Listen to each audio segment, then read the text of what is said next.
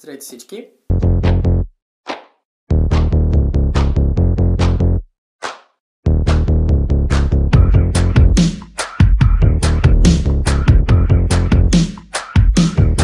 Здравейте, днес иска да поговоря за нещо, което супер много ме издразни. До сега бях на кафе и в България съм си в момента. И реших, че спрямо последните решения, които са се случили, искам да кажа нещо по въпроса и искам да го споделя с вас. От доста време не съм споделял абсолютно нищо в интернет.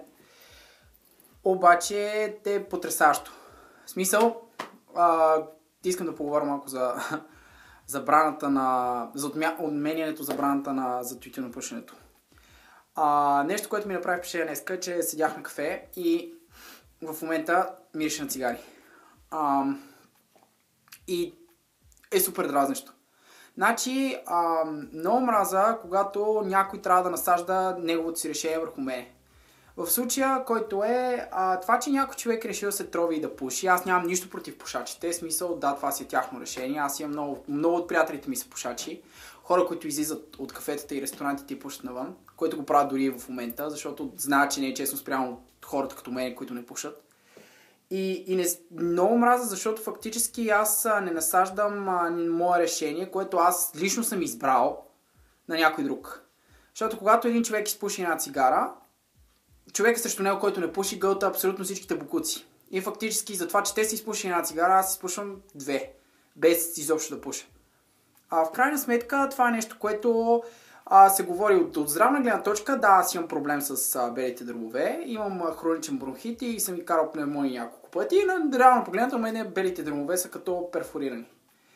Обаче, когато някой пуши до мене, един вид отнема решението ми аз да водя здравословен живот.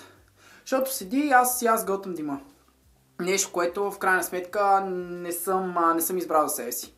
И не искам да правя, защото аз не пуша и това е личното ми решение. Другото, което е много ме дразнат с тия отмяна на закон, поставяне ново на закон, значи един път трябва да се сложи и хората да свикнат и да преживеят факта, че в тази държава не се пуши. Значи как може във всичките други държави, в Западна Европа и в Европа като цяло и навсякъде по света да не се пуши? Значи бил съм във Франция, живял съм в Великобритания, бях за месец и половина в Хонг-Конг и така нататък. Бил съм в Брюксел и къде ли не. Моите приятели са били на други места и нито на едно от тия места, в които аз съм ходил, не се пуши. Как по хората свикнаха? И не мога да кажете, да, в Източна Европа става така нещата, защото тук става минус 15 градуса. Извинявайте, много бе хора, в Англия вали всеки ден. Почти, айде да не кажем. Хората излизат навънка и ги вали и пушат, защото това е тяхното решение. Те са решили да пушат. Не съм решила аз, че ще пуша. Логиката е, все едно, аз си вървам по улицата и някой ме бута и ми вкарва инжекцията с наркотика. Също аз не съм го направил решението, те го правят за мене. В крайна сметка, хората трябва да имат някакви човешки права. И то за някакви елементарни работи. Значи, когато аз съм решил какво правя за себе си, не може някой друг да дойде и да ми насъди нещо, което вреди на моето здраве. Защото аз с решението си да не пуша, не вреда на здравето на пушачите. Не съм отишъл фактически с това, че аз не пуша, те не получават някакво заболяване от това нещо.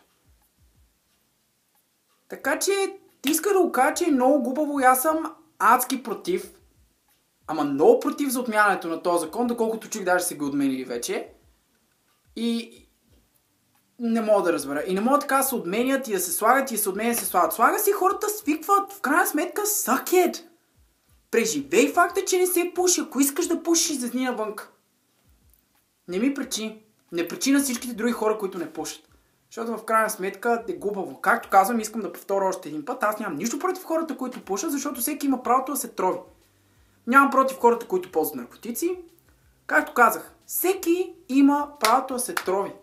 Обаче не ми насаждай твоето решение за твой живот, което да ми влияе на мен по отрицателен начин.